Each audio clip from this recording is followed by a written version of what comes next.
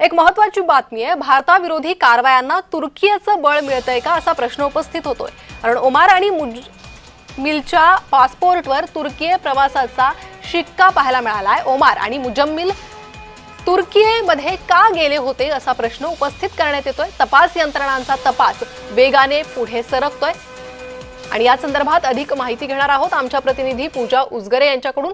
पूजा, आपण पाहिलं याआधीही जेव्हा ऑपरेशन सिंदूर राबवलं गेलं तेव्हा तुर्कीची एक वेगळी भूमिका पाहायला मिळाली होती, ज्यामुळे भारतीयांच्या मनात अर्थात तुर्कीविरोधात संताप व्यक्त करण्यात आला होता। आणि आता पुन्हा एकदा पासपोर्टवर तुर्की प्रवासाचा शिक्का असल्यामुळे तुर्कीचा यात हात आहे का? मुजम्मिल आणि ओमार तुर्कीत का गेले होते हे प्रश्न उपस्थित झालेले आहेत।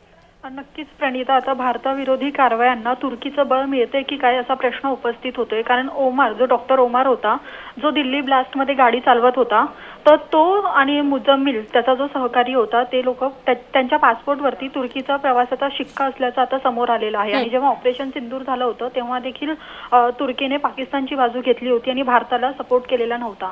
तर त्यामुळे नेमके हे आता तुर्कीला का गेलेले आहे त्याचा तपास केला जातोय। मात्र अचानक तुर्कीचा संबंध यामध्ये समोर आलेला आहे। देशभरामध्ये छापेमारी केली जाते, अनेक ठिकाणाहून जे संशयित आरोपी आहेत त्यांना ताब्यात घेतलं जाते, त्यांची चौकशी केली जाते आणि त्यामधूनच ही नवीन माहिती समोर आली आहे। पूजा, ओमार आणि मुजम्मिल यांच्याशिवाय इतर कोणी आरोपींचा तुर्कीशी संबंध किंवा तुर्कीला जाणं झालंय का अशी काही माहिती समोर येते का?